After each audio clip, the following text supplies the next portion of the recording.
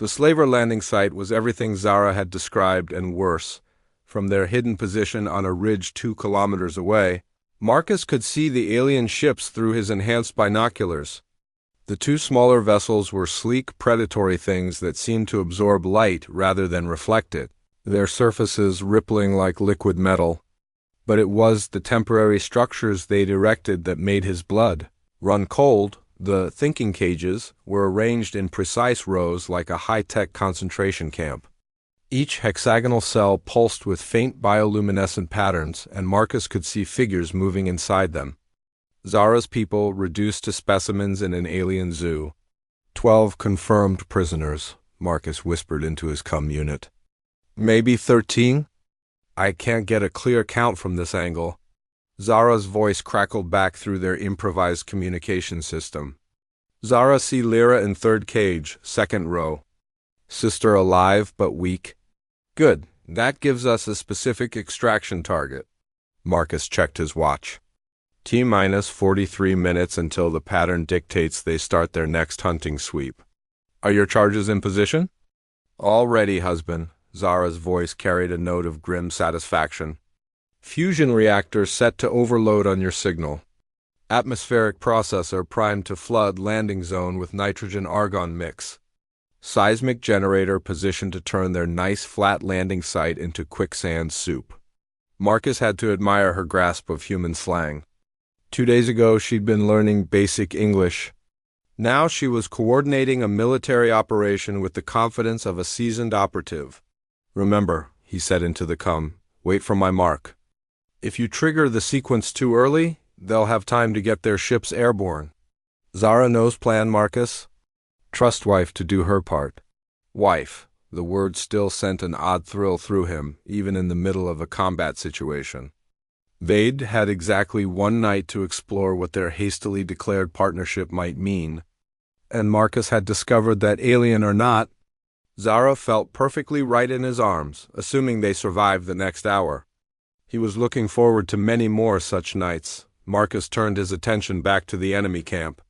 The slavers themselves were visible now, moving between the cages with casual arrogance. They were roughly humanoid, but clearly not from Earth, with elongated limbs and heads that seemed too large for their bodies. Their movements had an unsettling quality, too fluid and precise to be entirely natural cybernetic enhancement, Marcus realized. These weren't just aliens, they were technologically augmented aliens. That explained how they'd managed to subdue Zara's people so efficiently. Contact.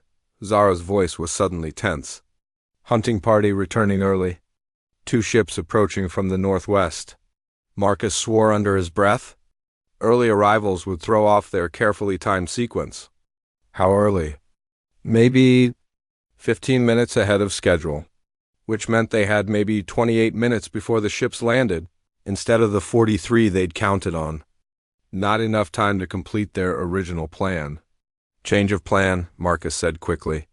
We trigger the sequence as soon as both ships are committed to landing. Even if they're not fully down, the EMP should disable them. Understood, Marcus? If this goes wrong, it won't go wrong, Marcus cut her off. But if it does, I love you too.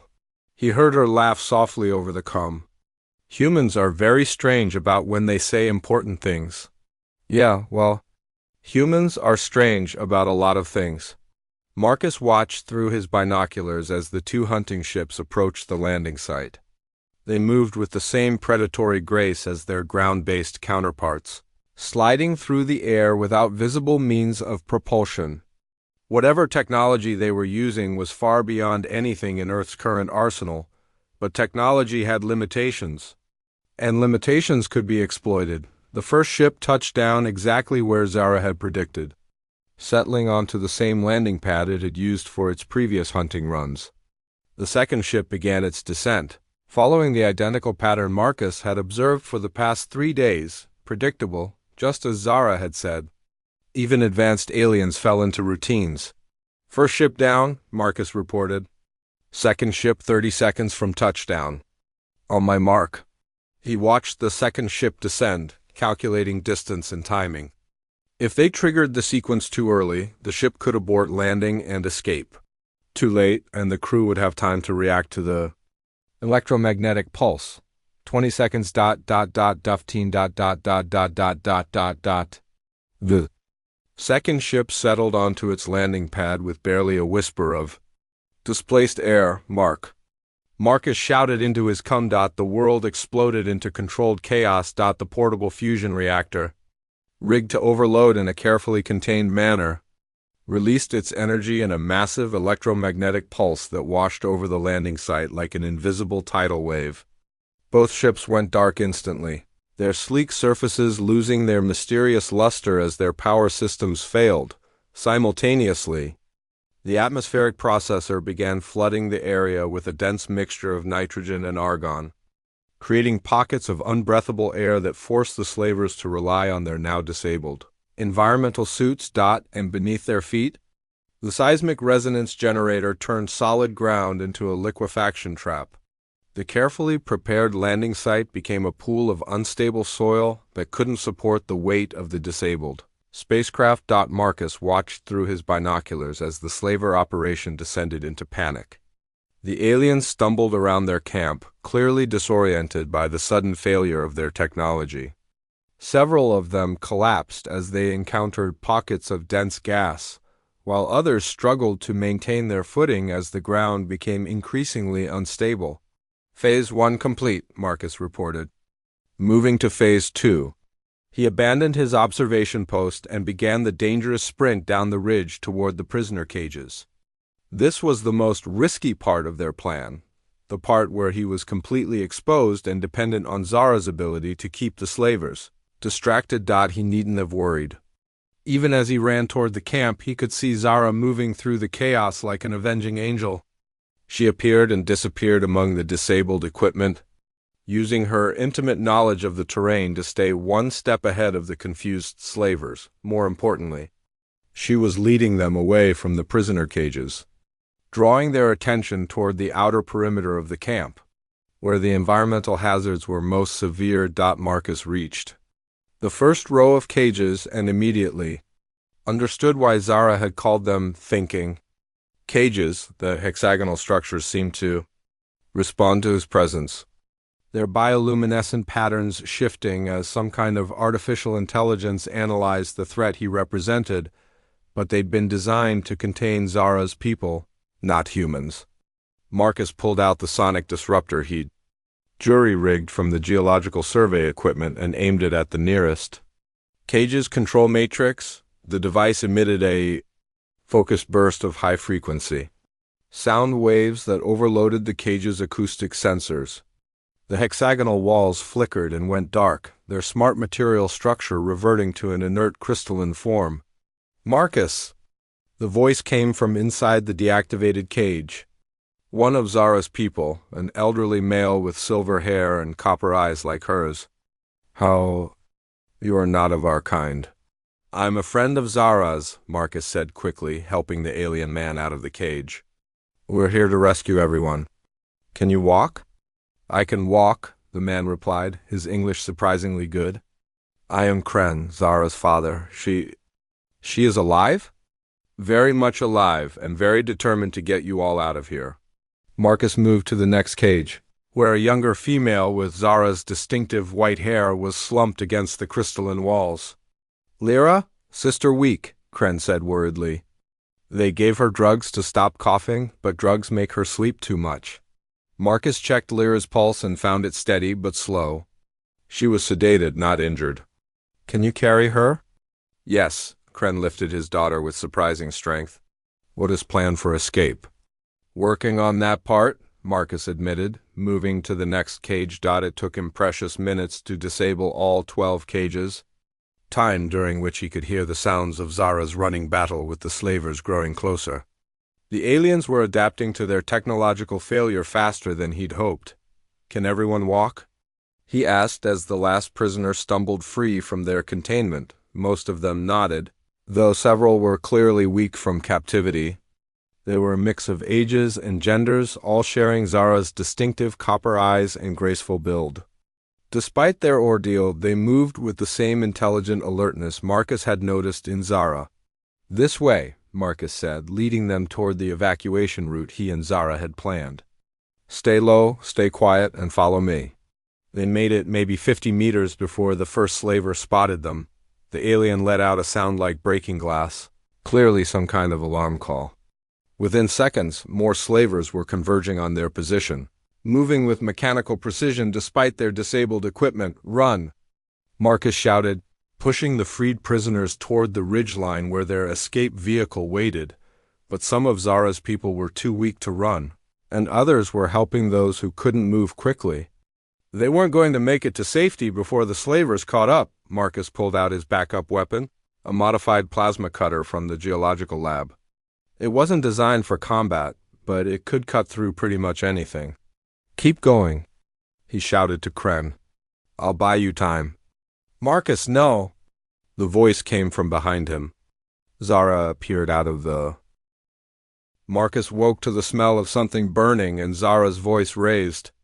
In what sounded like very creative alien profanity, he rushed to the kitchen module to find her standing over the food processor with the expression of deep betrayal, as if the machine had personally insulted her ancestors. Smoke was rising from what appeared to be the remains of a protein bar. I'd try make food better, she said defensively, gesturing at the smoking mess. Earth food tastes like rocks. Marcus couldn't help but laugh. The food processor isn't meant for cooking. It's just for breaking down molecular structures for analysis. Zara looked mortified. Zara break Marcus's science machine? No, it's fine, Marcus assured her, switching off the device and opening the windows to clear the smoke. But maybe let me handle breakfast. As he prepared a simple meal from the emergency rations, Marcus found himself watching Zara explore the station with systematic curiosity. She examined everything with the same methodical approach she'd shown when learning English, taking mental notes about how each system functioned. Your people are scientists, Marcus observed, handing her a cup of synthesized coffee. Engineers. Zara nodded, accepting the cup and sniffing it cautiously. Zara's people build many things.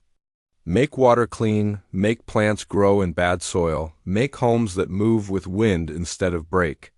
Adaptive architecture, Marcus murmured. Environmental engineering. Your species developed sustainable technology. Sustainable, Zara repeated carefully, rolling the syllables around her tongue. Good word. Zara's people think long time, not just now time. She took a sip of the coffee and made a face that suggested she found Earth beverages as questionable as Earth food. But she kept drinking it anyway, which Marcus found oddly endearing. Tell me about the bad ones, he said, settling across from her with his own cup. What technology do they have? Zara's expression darkened. They have ships that float without touching ground. Weapons that make people sleep but not die. Cages that think. Cages that think? Marcus frowned. What does that mean? Zara struggled with the explanation, switching between English and her own melodic language before finally grabbing his tablet and sketching a rough diagram. It showed a hexagonal structure with what looked like circuitry integrated into the walls. Cage knows when person try to leave, she explained. Cage makes walls harder when person push. Cage makes air bad when person fight too much. Smart materials, Marcus realized. Programmable matter that could respond to the behavior of whoever was trapped inside. It was beyond anything in Earth's current technological repertoire, but the concept was sound. How many ships do they have? He asked. Zara held up 3 fingers. Big one stays in sky. 2 small ones come down for hunting.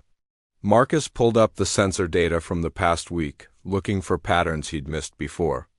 They're 3 distinct energy signatures in orbital positions around.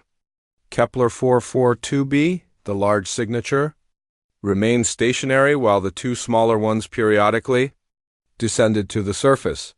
They're not just slavers, he said slowly. They're harvesters. This is a systematic operation. Zara nodded grimly. They take strongest first. Smartest ones. Leave weak and old to die alone. The casual cruelty of it made Marcus's stomach turn.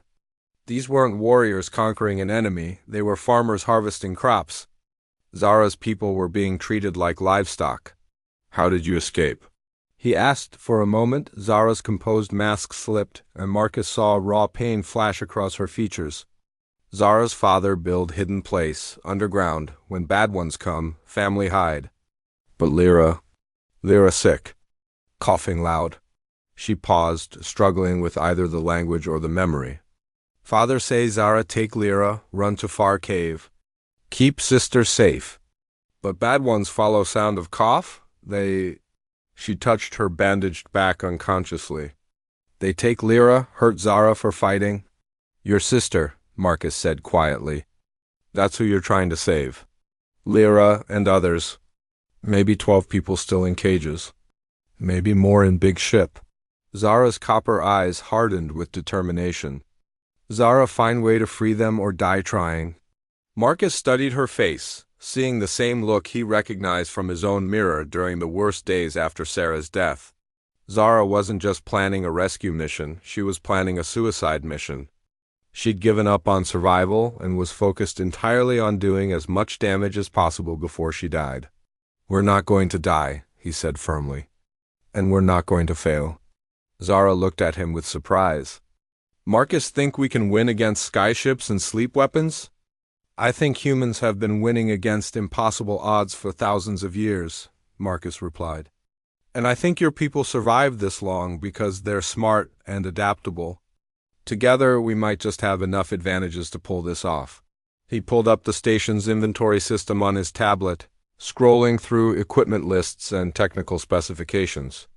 Let's see what we have to work with. The research station was well equipped for scientific study but poorly equipped for warfare. Environmental analysis tools, geological survey equipment, atmospheric processors, quantum communication arrays, and enough emergency supplies to last one person 18 months. Not exactly a military arsenal, Marcus muttered, but Zara was studying the lists with growing excitement. Marcus, what this do? She pointed to an item labeled Portable Fusion Reactor. Powers the station when the main reactor needs maintenance. Marcus explained. It's basically a miniature sun in a containment field. And this? She indicated the atmospheric processing unit. Converts atmospheric gases into breathable air. It can also work in reverse, breaking down complex molecules into component elements. Zara's eyes were practically glowing now. And this earthquake machine? Seismic resonance generator, Marcus corrected, for studying underground geological formations. It creates controlled vibrations that can map subsurface structures. He stopped, following Zara's line of thinking. You want to build weapons out of scientific equipment. Not weapons, Zara said, her melodic voice taking on a predatory edge. Traps. She grabbed the tablet and began sketching rapidly, her diagrams showing complex interactions between various pieces of equipment. Marcus watched in fascination as she outlined a plan that was either brilliant or completely insane. Bad ones always land in same place, she explained. Think ground safe because nothing there before. But if we move machines to right places, she showed him how the portable fusion reactor could be rigged to overload in a controlled manner, creating an electromagnetic pulse that would disable electronics in a wide radius. The atmospheric processor could be used to create pockets of dense, unbreathable gas that would force the aliens to rely on their technology instead of their natural senses. And the seismic resonance generator could destabilize the ground beneath their landing site, turning solid Earth into a liquefaction trap. This could actually work, Marcus said slowly, but the timing would have to be perfect. And we'd need to be close enough to trigger everything manually. Zara know hunting patterns, she said confidently. Bad ones always check same areas, same order. They think Zara's people stupid, predictable. They're wrong about that, aren't they?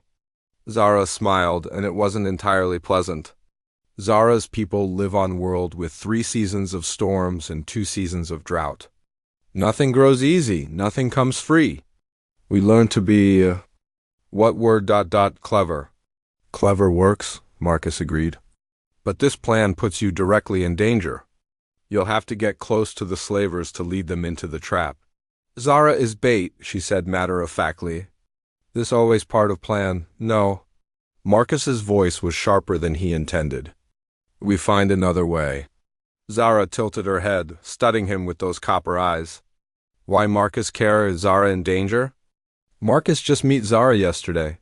It was a fair question, and Marcus found himself struggling with the answer. Why did he care? Professional obligation to protect an endangered species? Academic curiosity about her people's technology? Or something more personal? Because you're not just a research subject, he said finally. You're a person. You matter. Zara was quiet for a long moment, and when she spoke again, her voice was softer. Humans are strange species. Marcus risked much for people not his family. Sometimes the people who aren't family become family, Marcus replied. If you let them. They spent the rest of the morning working out the technical details of their trap. Marcus was amazed by Zara's intuitive understanding of human technology. She couldn't read technical manuals, but she could look at a device and understand its function with startling accuracy. Your people must have developed similar technologies. Marcus observed as she correctly predicted how the fusion reactor's containment field would interact with electromagnetic interference. Some same, some different, Zara agreed. Zara's people use crystal resonance, not metal circuits. But energy is energy, matter is matter. Laws same everywhere. By afternoon, they had a workable plan. It would require them to transport several pieces of heavy equipment across 50 kilometers of desert terrain, set up a complex trap in hostile territory, and execute a precision assault against technologically superior enemies. Marcus had led field expeditions to study remote languages in dangerous locations, but this was far beyond anything in his experience. Still, as he watched Zara plot their route with professional competence, he found himself feeling oddly confident. We should test the equipment modifications tonight. Family, Marcus read aloud. Family. She repeated the word carefully, then spoke again in her own language while pointing to herself. The meaning was clear enough. She had lost her family somehow. The wounds on her back suddenly made more sense. She wasn't wild, she was a refugee. I'm sorry, Marcus said quietly. I understand loss. And he did. The research posting to Kepler 442b had been as much an escape as a career opportunity. Dr. Sarah Chun had been gone for 3 years now, cancer taking her with the same methodical efficiency she'd brought to everything else in life.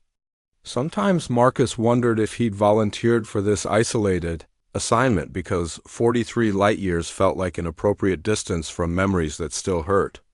Zara seemed to understand the tone, if not the words. She reached out and touched his hand briefly, a gesture of comfort that transcended species barriers. They worked together through the afternoon, Marcus teaching and Zara learning with an enthusiasm that reminded him why he'd fallen in love with xenolinguistics in the first place. Language wasn't just communication, it was the key to understanding how different minds organized reality.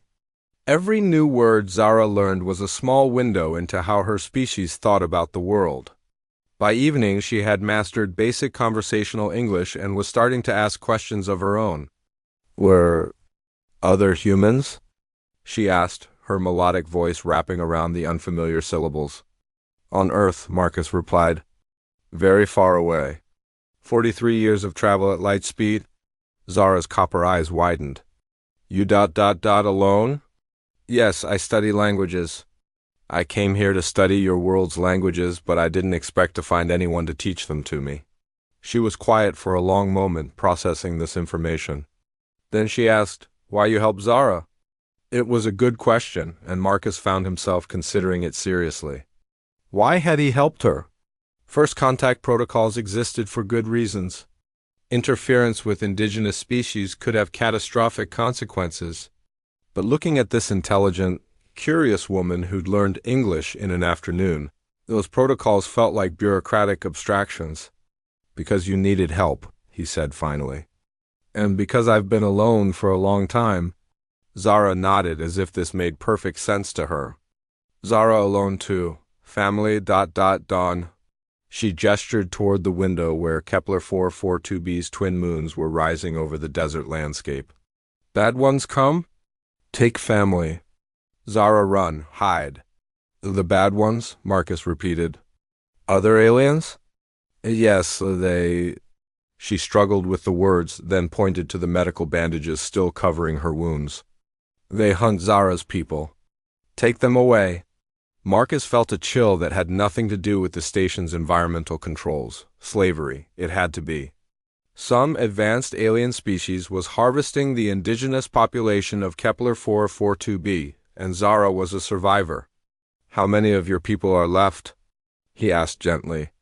Zara's expression grew even sadder. She held up one hand, fingers spread, then closed it into a fist. Maybe ... few hidden, scared. Less than 5.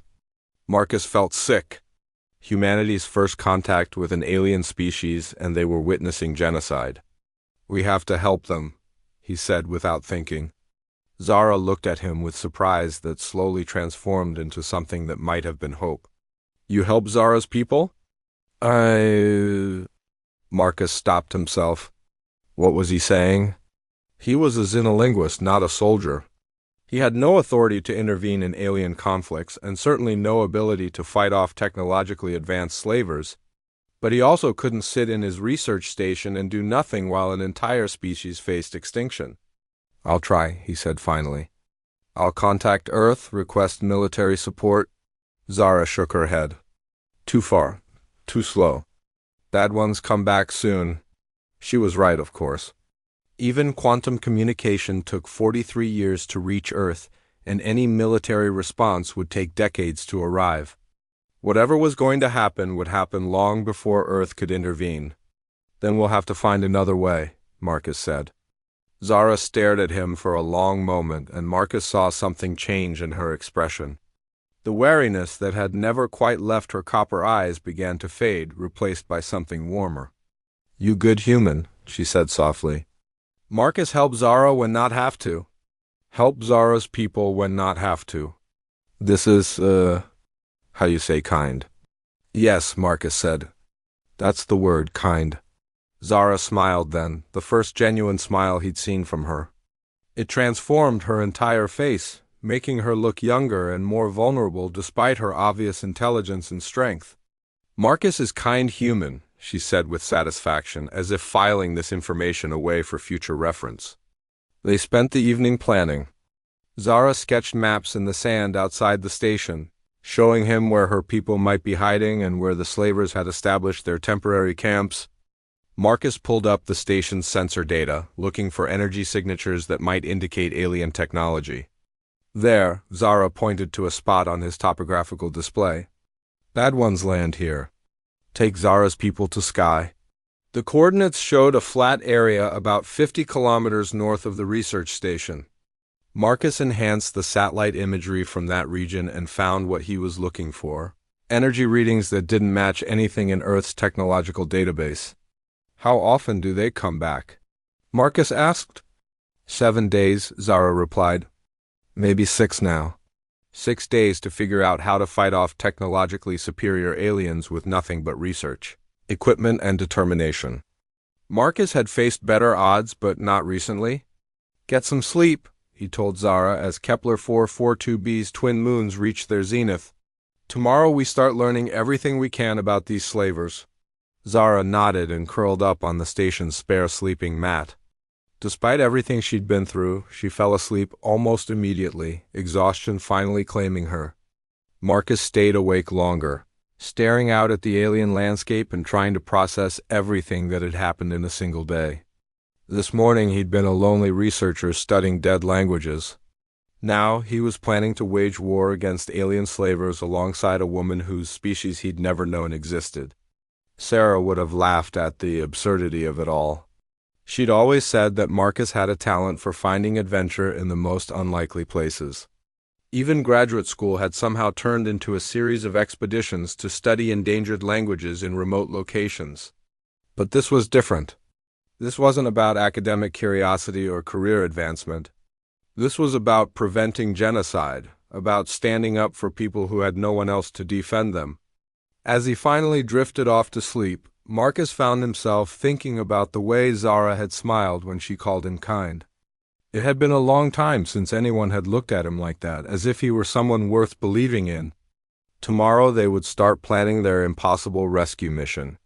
Tonight, for the first time in months, Marcus Chun wasn't alone on an alien world. And somehow that made all the difference. Marcus Chun had been on Kepler 442b for exactly 312 days when he found her. The research station's warning systems screamed their familiar tune as another dust storm rolled across the barren landscape. Marcus barely looked up from his linguistic analysis console anymore. The storms came every few days, violent enough to strip paint from metal but predictable as clockwork. What wasn't predictable was finding a half-dead alien curled up in his equipment shed. She was roughly humanoid, which shouldn't have surprised him given what they knew about convergent evolution on planets, with similar gravity and atmospheric pressure. But the textbooks hadn't prepared him for the reality of alien contact. Her skin had a faint blue-gray tint, almost metallic in certain light. Her hair was white as fresh snow, hanging in matted tangles around a face that was undeniably feminine despite the sharp angles of her cheekbones and the slightly larger eyes that marked her as clearly non-human. More importantly, she was hurt. Deep gashes across her back looked infected, and her breathing came in shallow gasps that spoke of fever and exhaustion. "Jesus," Marcus whispered, his voice echoing strangely in the shed. He'd been alone for so long that hearing his own voice startled him sometimes. The alien woman's eyes snapped open at the sound. They were the color of copper pennies, bright and intelligent despite her obvious pain. She tried to scramble backward, knocking over a crate of geological samples, but her injured body betrayed her. She collapsed with a sound that was unmistakably a whimper, regardless of what species made it. Marcus held up both hands, the universal gesture for peace that he hoped translated across species barriers. "Easy, easy. I'm not going to hurt you." She stared at him with those copper eyes, her chest rising and falling rapidly. When she spoke, her voice was melodic despite the obvious strain, full of clicks and whistles that his translation software would have loved to analyze. Unfortunately, his equipment was back at the main station, and she clearly needed help now. "Okay, let's try this differently," Marcus said, keeping his voice soft and steady. He pulled out his emergency medical kit, moving slowly so she could see everything he was doing. "You're hurt. These look infected." He gestured to her wounds, then to the medical supplies. The alien woman watched his every movement with predatory intensity, but she didn't try to run when he approached. Either she was too weak or she understood that he was trying to help, probably both. The antiseptic made her hiss and bare teeth that were definitely sharper than human normal, but she held still while he cleaned and bandaged her wounds. Her skin was warmer than he'd expected, almost feverish, and she smelled like ozone and something floral that he couldn't identify. "There," Marcus said when he'd finished. "That should help with the infection." She looked down at the neat white bandages, then back up at his face. When she spoke again, her voice was quieter, more questioning than afraid. Marcus wished desperately that he could understand her, but linguistic analysis took time and proper equipment. "I know you can't understand me," he said, settling back on his heels. "But you're safe here.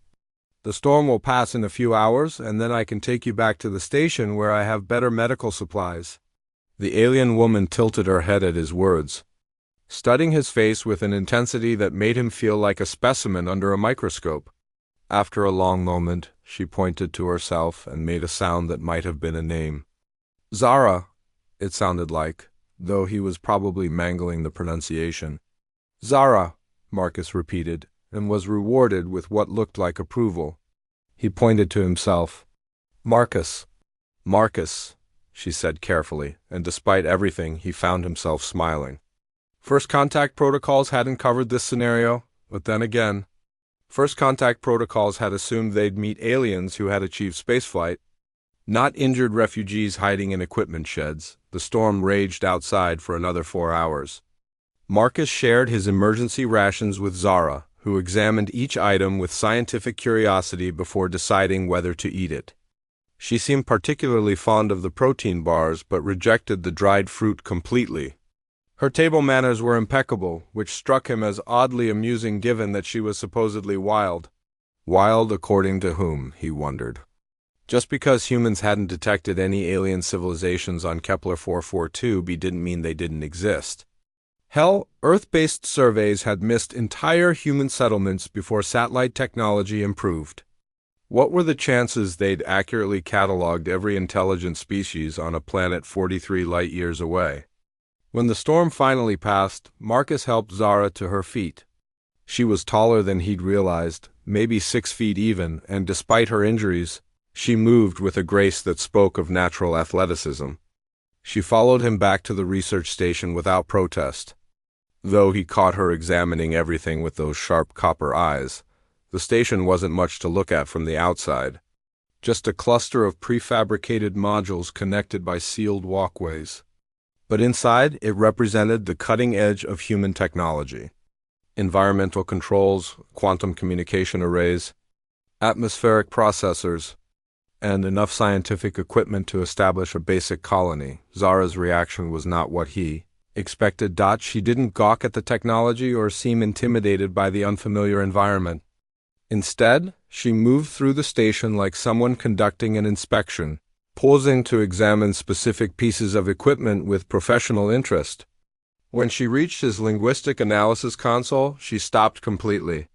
"Interesting," Marcus murmured, watching her study the displays showing comparative syntax patterns from a dozen Earth languages. "You recognize written language when you see it." Zara looked at him sharply, then back at the console.